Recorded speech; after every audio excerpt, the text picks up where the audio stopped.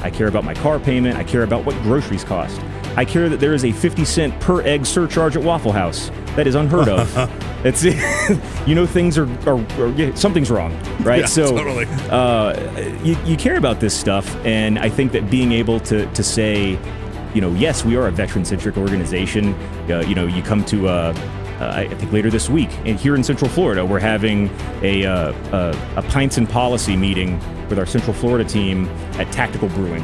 You get together, you do that fraternal bonding stuff that you had in the military, and you have an opportunity to work on what's really important to you. It's not about any one thing. And I think that when you, again, build that community and have that momentum, you can point it in the right direction at the right time. We've been fortunate on the podcast to have a number of guests. We probably have oversampled the veterans community a little bit because they have wonderful stories and wonderful perspective. Americans are capable of achieving extraordinary things when they have the freedom and opportunity to do so. This is American Potential. Hey everyone, and welcome to the American Potential Podcast. I'm your host, David Fromm. Today we're recording from Americans for Prosperity's National Convention. Each year, all the AFP state chapters come together to learn from one another and take those ideas back to their own state. Since everyone is coming together, we wanted to take the opportunity today to introduce you to the new Executive Director of Concerned Veterans for America, or CVA. If you're not familiar with CVA, they are dedicated to addressing issues that impact everyone in the nation using a veteran's voice, with a major focus on healthcare access. This year, they're continuing their efforts to improve healthcare for veterans by making sure they have access to community care when they need it. They're also focusing on ending endless wars, as well as working to ensure America has a strong economy, which in turn supports a robust national defense. I want to welcome to the podcast John Vick, who is the new CVA Executive Director, and we're going to talk to him about these issues, but also hear a little bit about his background. John, welcome. Thank you, David. Good to be here. Great. I'm so happy for you to be leading CVA. It's just a wonderful organization that's been around a long time, and I know, I'm very familiar with the work that CVA has done, of course, being part of our community, and but you've recently taken it over, and are a wonderful man to lead it. I'm really excited because I know a little bit of your background. Thank you. Maybe just tell our audience who don't remember what Concerned Veterans for America is. What is CVA in its essence? Yeah, well, the elevator pitch of CVA is really we're the only national organization that is purpose-built to amplify veterans' voices across every aspect of American governance. And I think that's an important distinction to make, that we really, veterans care about everything that matters to all Americans. Yeah. The biggest difference between us and a veteran services organization, a VSO, is that we don't just focus on veterans issues. We absolutely care about those things. One of the things I like to say when I talk to folks about CVA, what we do, why they should get involved, whether they're a veteran or not, is, if you're a veteran or a military family member, let's say that you went overseas. I went to Iraq with the Marine Corps, 20-something years ago. I went to Africa for about 2 years with the Navy. I'm still in the Navy Reserve now. And I never once went overseas to fight for veterans healthcare choice. I care very much about it. It's a passion for me.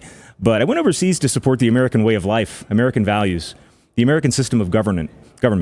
And so, when you get in front of a crowd of veterans, military family members, or just patriotic Americans, and you say, I care just as much about my son's Christmas as anybody else does. I care about my sister's family's ability to thrive. I care about the economy. I care about foreign policy. I do also care about veterans issues.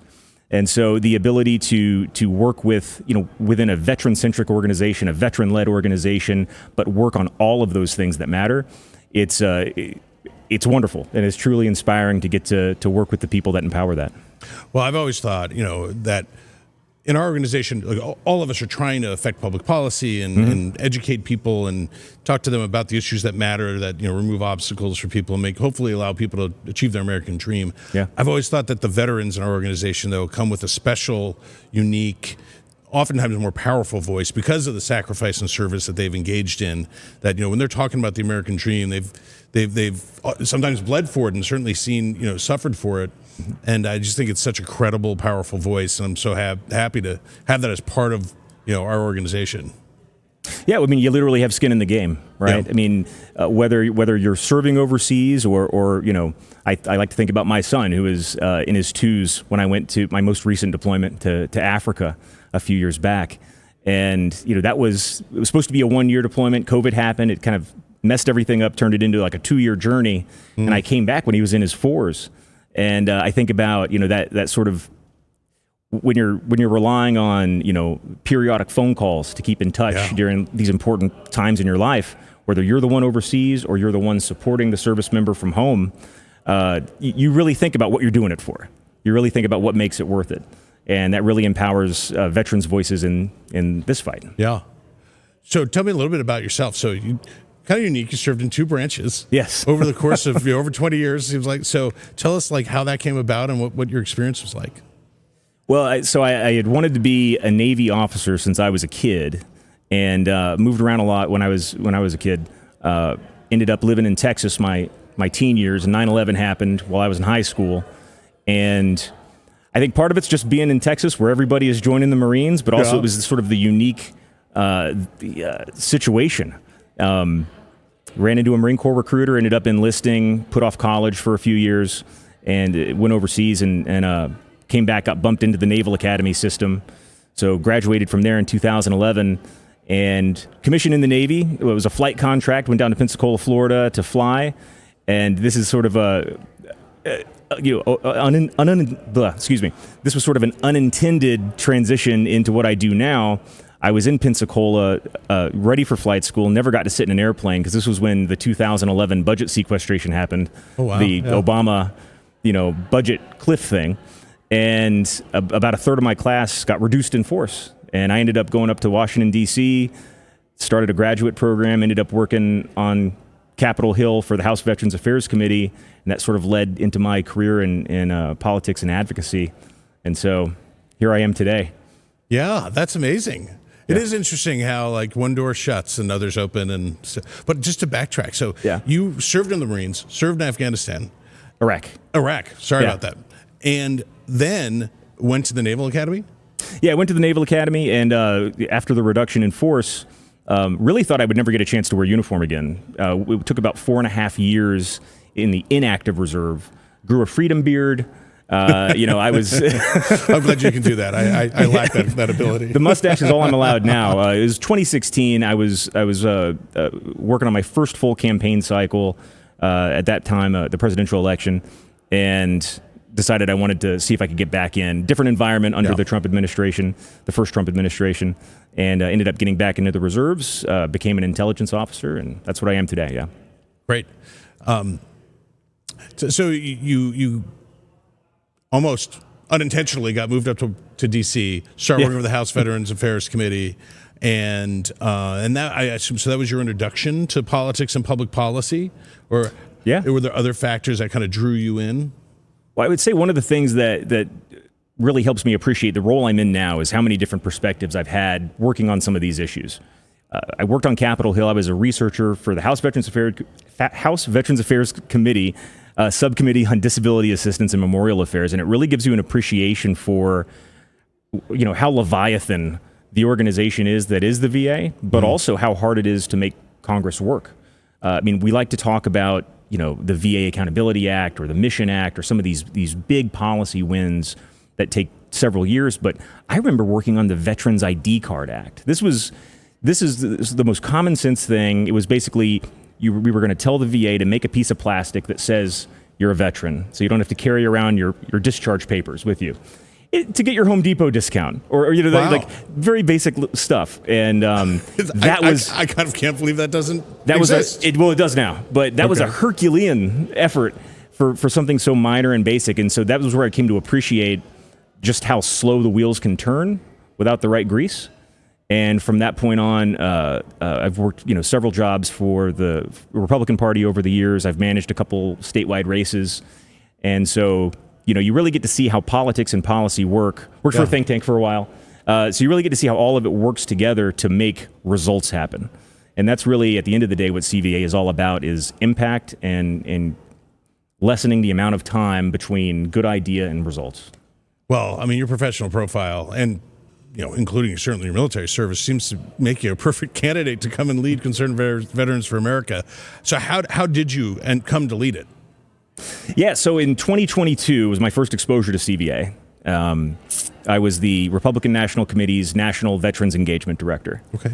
And one of the things I learned, I was one of one. I would travel around the country, go into states, and work with at that time were candidates like Anna Paulina Luna or Corey Mills, and some that were already elected like Dan Crenshaw or Kim Reynolds. We would do an event to either get more in touch with veterans or to try to get veterans elected. And I learned pretty quick that if CVA was in a state where I was traveling, that had to be my first call, because they actually could access people. Like, they had activists that really wanted to do stuff, really wanted to make a difference. And it's pretty clear to see why, right? I mean, CVA, just this year, since I've been executive director, we've done events all over the country with communities all over the country, veterans, in early 2025, a few months after a presidential. Political parties aren't doing anything. Right. I mean, we really are the only national organization that invests in veteran and military family communities, patriot communities, throughout and in between political cycles. It's not about one election. It's about creating a community, building a movement to drive lasting change, positive change. We're the only organization that does that for vets. And so, I mean, it seems like a small difference maybe if you've never worked in this industry before, but being able to maintain that community, that's how you drive that change. That's how you make all of those wheels turn faster and actually get results for Americans. Yeah. That makes a lot of sense. I'm so glad that you kind of can come to CVA after seeing it be effective. That's why it made you want to join it. That's a good sign. Talk to me about just veterans, and how they plug in, or how you view them in the political process, as voters, as public policy advocates. Like, what have you learned? I mean, obviously being a veteran yourself, but it's been your job to observe them politically and in a public policy sense. What have you learned, and what do you think about veterans in that regard? Well, I mean, at the risk of sounding a little bit cliche, it really is about service. Yeah. Right? You have to think that, or you have to remember that veterans are inherently American people. They're people that care about all the same stuff that other Americans care about. They just have a different and really an exceptional background of service. And, I can tell you, like I said, I spent about 4.5 years in the inactive reserve, didn't wear a uniform. I would fax a letter once a year to say I was still alive, ready for World War III if it comes. So there's a void there, when you've been able to do something and you've had the opportunity to sacrifice towards a greater good. You still want to do that. You always want to do that. But you're also not necessarily interested. Some of us are, but not everybody is interested in, social media bickering back and forth and getting on every, hot take opportunity. I know that I care about my mortgage. I care about my car payment. I care about what groceries cost. I care that there is a 50-cent per egg surcharge at Waffle House. That is unheard of. It's things are something's wrong, right? Yeah, so totally. You care about this stuff, and I think that being able to say, yes, we are a veteran-centric organization. You come to I think later this week here in Central Florida, we're having a Pints and Policy meeting with our Central Florida team at Tactical Brewing. You get together, you do that fraternal bonding stuff that you had in the military, and you have an opportunity to work on what's really important to you. It's not about any one thing. And I think that when you, again, build that community and have that momentum, you can point it in the right direction at the right time.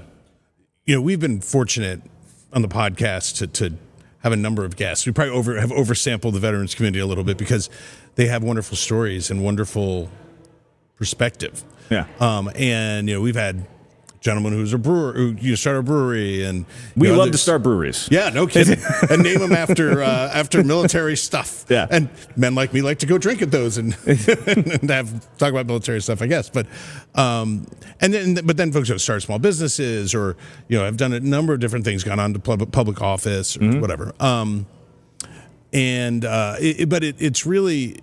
It's just been fascinating to me to listen to those stories and really enjoy that commitment to service that kind of runs through all of it. And I think that there's such a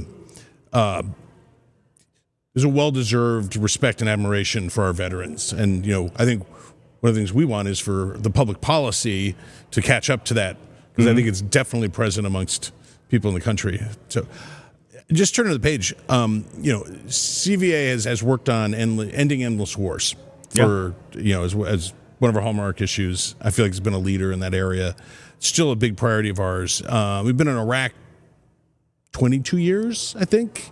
Do we still need to be there? No, is the short answer. But what this really comes down to, and I'm glad that we brought this up because, I mentioned that we're about more than just any one set of issues. Yes. For 2025, our policy priorities do focus on things like the Veterans Access Act and timely access to quality health care for vets. Foreign policy is big. The economy is big for us. Those are our three main areas. And when we look at foreign policy, the goal is to reshape the way that Americans think about foreign policy, the way that our leadership at the elected level thinks about foreign policy, and focusing it on realism and restraint. Yeah. It's not about curtailing the ability to use the military. It's about keeping the sword sharp, not blunting it in places where we don't need to be. And it's a great analogy. I love that. Yeah. When you talk to vets too about, what's your favorite kind of mission that you ever got? It's the mission where you have a clear objective, a clear end state. You have guardrails saying that here's how you can achieve the objective. Get it, fully commit, get it done, and then go home. That's the best kind, right? Where you don't have mission creep, you don't have ambiguous evolving goals over time. And, when you look at this at the national level, from, the DoD perspective, if you can't achieve an objective with those basic guardrails, then feel free to use some of the other sources of American strength that the richest and most powerful country has access to. It's diplomacy arm, it's economic arm, it's informational arm, right? There's a lot of stuff that we can use that is not as point and shoot as the U.S. military. Yeah. And unfortunately, that is a generational goal to reshape foreign policy around realism and restraint. Well, I think some people associate it with weakness, and very mistakenly. Very mistakenly. Very personal. This is probably one of the most important issues to me. And I very much align with our community's view on foreign policy and realism and restraint. And I think it's saying that we want to be strong. We want to be able to deal with the real threats that are out there, but not chasing around the things that aren't real threats and that weaken us. That's why I love your sword analogy. That's great. I think our view of the economy goes towards this. I know CVA is making a real push to talk more about the economy and its role in national security. Can you maybe talk about that a little bit? Absolutely hand in hand. I mean, I think it was Admiral Mike Mullen that said that the greatest threat to our national security is the deficit. At the end of the day, like the easiest way to understand this is the same, whether you're talking about the Tax Cuts and Jobs Act, avoiding a fiscal cliff, the same economic policies that build American jobs, that pay for our groceries, they're the same policies that pay for tanks and MREs and nuclear submarines. Having a strong national economy, a secure national economy with confidence is the single best way to strategically build and maintain a functional national security apparatus. That's not just the military. That's Customs and Border Protection. That's the Coast Guard. That's the FBI, right? All of that stuff is tied to our ability to plan and budget and execute missions over time, more than just every 2 years, more than just every 4 years. Yeah, I think we do a disservice when we pretend that all these things aren't related. These things are really all interrelated, and us having a strong economy at home can be damaged by going off and fighting wars that we shouldn't be in. And conversely, if we had a weak military, we wouldn't be able to sustain the economic strength that we really want to provide the lives that we want for folks. I mean, they really all go together. Well, we do have a very sort of episodic political system, right? Like this is the most recent episode of Republicans and Democrats, that sort of thing. That is not how long-term national security evolves, right? There very much is a demand signal from Washington in terms of where we put our effort, where we place our priorities.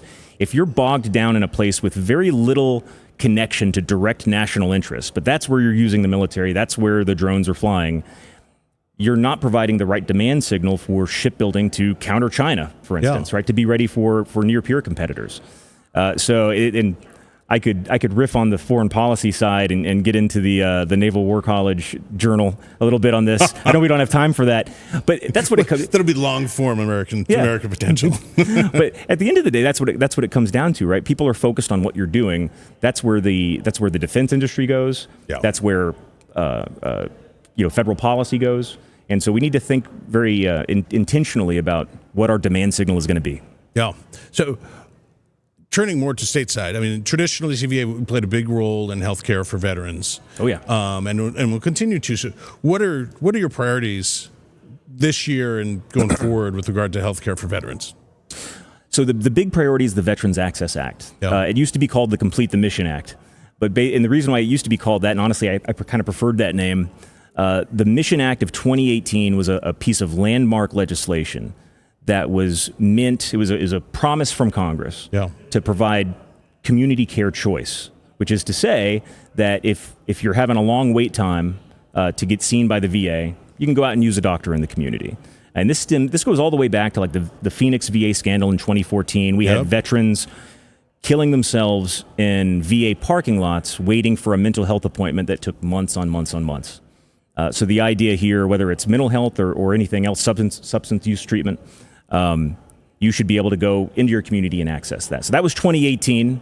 We saw, of course, COVID happened, the Biden VA happened, and really an intentional undermining of that. You also had very uneven implementation of it. You had some places where veterans were able to access community care. You had others where nobody knew it existed because guidance was put down at the regional level to say we're going to encourage people to use VA facilities, and as a result of that, they were sort of consciously not told about their other options, right? So this is the genesis of the Access Act, which is, in military parlance, it's the difference between you may and you shall, right? Every veteran will understand what that difference is, right? You shall be informed of your right to community care. Also, very important pilot programs, right? So we talked about mental health and substance use treatment. So the pilot program basically is wherever you can start that recovery journey or that treatment journey, you should be able to access care as soon as possible. I mean, from my perspective, and those of us that have had friends or family that have dealt with substance use, that have dealt with mental health issues or PTSD, when that person gets to a point in their life where they're ready to seek help, they're ready to get treatment, that window is not necessarily 90 days long. That might be a 90-minute long window. Yeah. And so to my mind, whether you're next door to a VA facility or a Minute Clinic, wherever you can start your journey to recovery, to treatment, to getting yourself well, you should have access right then and there. Yep. And the VA should be able to cover getting you on that path. So I think those are very important pilot programs. The other thing I would point out too is the Restore VA Accountability Act. And so this, again, goes back to previous legislation. Back in 2015, when I was working on House Veterans Affairs on the Hill, accountability was a big issue, still is, right? The ability to terminate underperforming or negligent employees that are not serving veterans, quickly and efficiently, not putting them in a room with a magazine for a year because you can't fire them, even if there's overwhelming evidence that you should. And so Restore VA Accountability Act reinforces that and takes accountability all the way up to the senior executive service level, right? So if you are making $250,000 a year and you're being negligent in your job and your responsibility to care for veterans, you should be fired. We should find somebody to put in your job that can actually do it. And so that's pretty popular as well. We've had a lot of support on the Hill from members of Congress. Everybody likes to hold people accountable, especially when they're undermining care for veterans. Well, it seems like this administration's kind of brought in a new paradigm when it comes to that. Hopefully, holding federal government employees responsible. We were really pleased to have my fellow Illinoisan, Chairman Mike Bost, on the show. A few weeks back, month or so ago, and he was super articulate and about like the challenges in front of him, but that there's really a pathway to pass better legislation. I'm excited for his that he's been able to partner with us too, and it's been a great ally and leader in that space. Yeah, I had a meeting with him, Chairman Bost, about 10 days ago, I think. And one of the things that we talked about was, and very much agreed on, was, if you could build the VA today without any prejudice towards what it has been in the past, I don't know of a single person that would say it should look the way it does now. I mean, if you built it today, it would look more like every other major successful organization or business in the United States, which is to say centered around streamlining service delivery. And when you look at the explosion of cost growth at the Department of Veterans Affairs without any measurable difference in outcomes for vets, at the end of the day, the demand signal should be spend the money on veterans, but spend those dollars on veterans, not growth in general administration or overhead. Yeah. So as we wrap up, tell me, so you're, not so new, but newish, executive director for Concerned Veterans for America. What do you want to accomplish? Like, what kind of mark you want to leave on this organization? Yeah, at the end of the day, we are about making an impact, right? Growing impact. And so, that comes in two different ways, I suppose. One is our geographic footprint. Currently we have staff in 9 states. We're about to have staff in 11. We want to continue expanding, getting ready to have an earnest impact, especially going into 2026, and building and maintaining our communities that are going to enable us to do that. But at the end of the day, the biggest source of impact that we have is reshaping what happens in Washington, D.C. And a lot of people, when they have no exposure to CVA, and they're like, well, what is CVA? And I really like to say it's two parts, right? I mean, we have a very well-developed policy and comms and government affairs apparatus in Washington. But, unlike everybody else, we're not just a bunch of blue suits and brown shoes walking around the hill. Mm-hmm. We have the grassroots army. That is the biggest comparative advantage, right? So I'll go talk to Chairman Bost in his office in D.C. At the same time, we have CVA staff all over the country in districts having, district meetings with whether it's a member of Congress or their chief of staff, their district director. So again, demand signal, right? It's coming from Washington. It's coming from the grassroots. That combined effort, growing that is my job, and that grows impact. That's great. I think I always say that what we do as a community in general is that we amplify voices to try to make positive change, to help people realize their American dream. Amplifying that veteran's voice is so important. I mean, there's one, it's just effective. There's just so much credibility there, but they also deserve it. So I'm really excited for the work that you're doing. What's the best way for people to get engaged with CVA or to find out about it? Yeah, so the best way is you can go to our website, which is cv4a.org, CV, the number 4a.org. Click on Take Action. There's a lot of different ways to do it. Of course, we're, like I said before, we're about to be in 11 states. We're in 9 right now, but we are a 50-state organization. We make it very easy to get in touch with, your legislature, or your legislator, rather, whether that's your member of Congress, your senators, also your governor, that sort of thing, right? So, we exist to decrease the distance between point A and point B, the difference between good idea and action, right? So go to cv4a.org and get involved. That's great. John, thanks so much. I really appreciate you joining us. Thank you. Thanks. So CVA does such great work, and that's why we wanted to have John on to let you hear what they're working on and what they're going to be working on in the future. If you like this episode and would like to stay connected with the podcast, be sure to like and subscribe to our channel, as well as following us on Facebook, Instagram, and YouTube. And folks, always remember, liberty and freedom are easily taken for granted. Don't take them for granted. Go out there and defend liberty and freedom. Thanks for joining us, and we'll see you on the next episode. Thank you for listening to American Potential. You may listen to more stories from Americans working every day to expand freedom and opportunity in their communities by visiting AmericanPotential.com.